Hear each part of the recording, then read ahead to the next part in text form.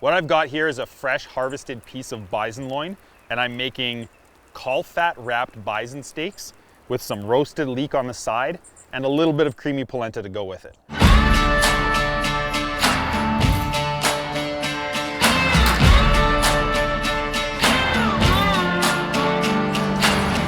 Oh my goodness, look at that. The thing that I could not get over with this bison is just the color of that fat. The reason this fat looks really gnarly is because this is the webbing that holds and cases all of the organs inside the animal.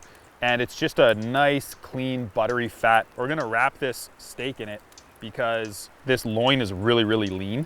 If we wrap it in fat, it's gonna start to melt down and render out into the meat as we cook it, and it'll just create this nice little juicy kind of casing around this lean steak. So I'll season this really well. You always want to season a big chunk of meat like this really good on the outside because we're not getting seasoning on the inside of it. And some fresh cracked pepper.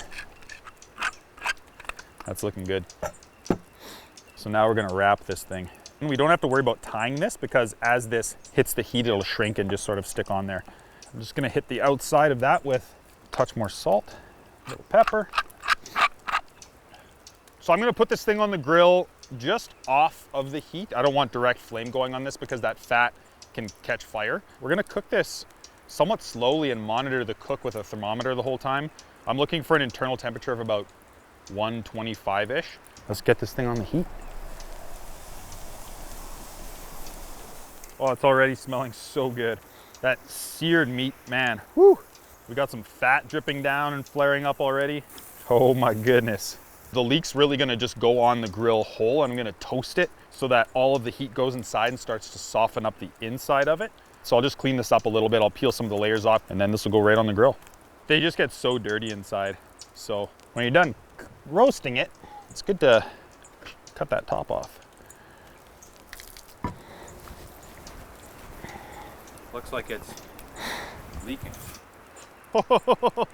I don't know why they call a leek, but that's what it is. That's a leek.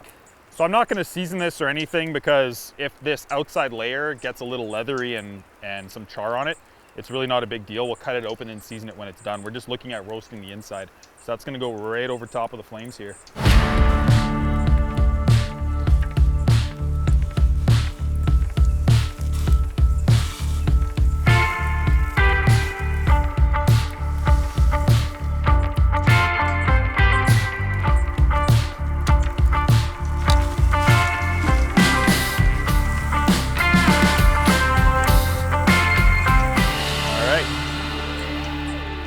Getting some really great color on this piece of bison here. It's been on there for about 15 minutes, just sitting on top of the coals. So now I'm just gonna get a temperature reading on it.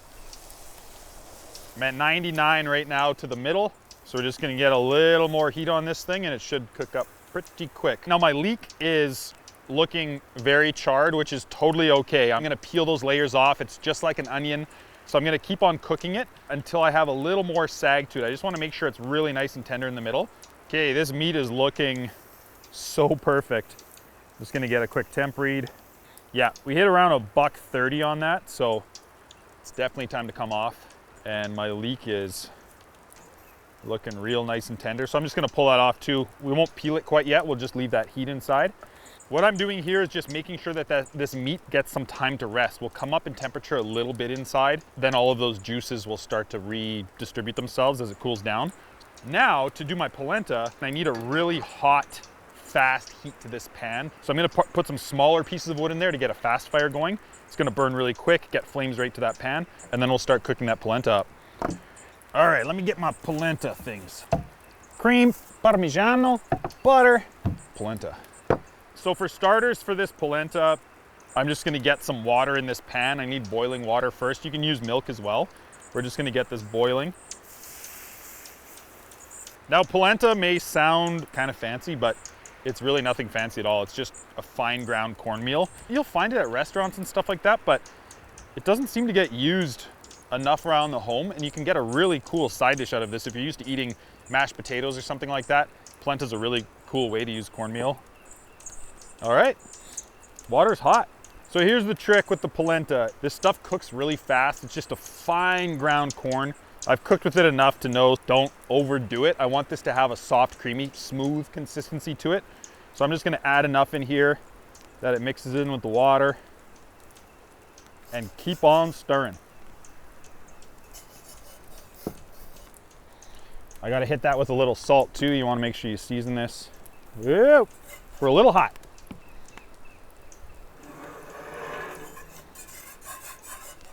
You wanna add some cream in there to loosen things up. I'm just gonna add a big chunk of butter in here as well to kind of melt down and get that incorporated. I'm just gonna give it a little bit of a taste to make sure I got enough salt. Salt is good. So now I've got this thing off the heat and I'm just adding my other ingredients to this. I've got this fresh shaved Parmesan cheese.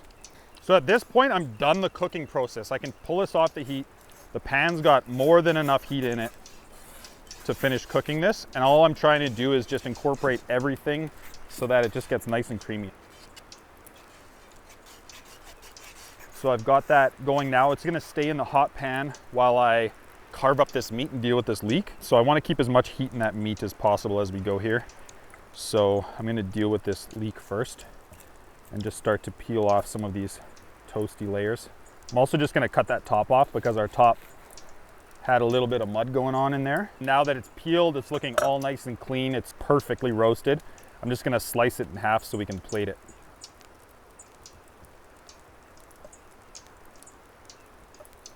Wow. Oh my goodness, wow, that smells nuts. I'm actually just gonna quarter it just to get some nice, long, pretty looking pieces to get on the plate. Move those off to the side here. And now we get to cut our meat. Let's just dig in and see what we have. Oh my goodness. The juices are just perfectly distributed in there. I'm just gonna get some shaves going on.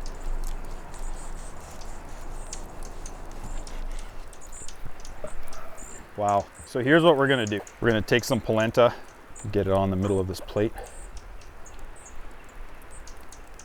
Get my real pretty looking bison chunks right on top.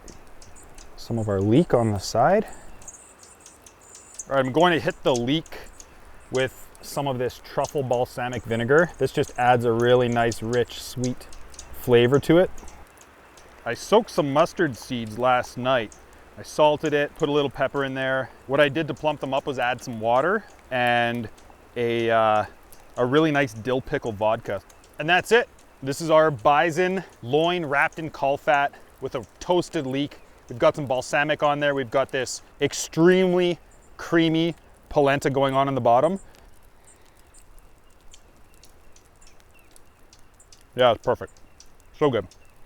The polenta is great because it has a little bit of a grain to it. It's smooth like a really good mashed potato, but has a little granular to it.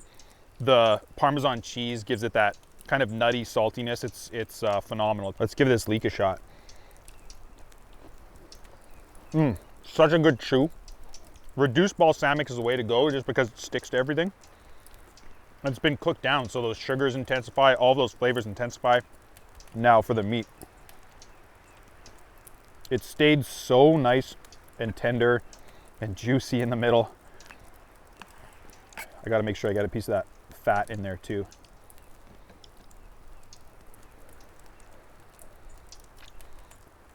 Bison is just so good. When you have grass-fed beef, for example, it just has more of that beefy, wild flavor to it. A homemade mustard like this, when you plump up those mustard seeds, they get that heat. If you're familiar with Dijon, Dijon has a bit of that heat to it. It's unbelievable. Juicy, super tender. All of those wild flavors that you want with wild game are coming out of this dish, but it's so clean. Bison loin, wrapped in caul fat. This is friggin' unreal.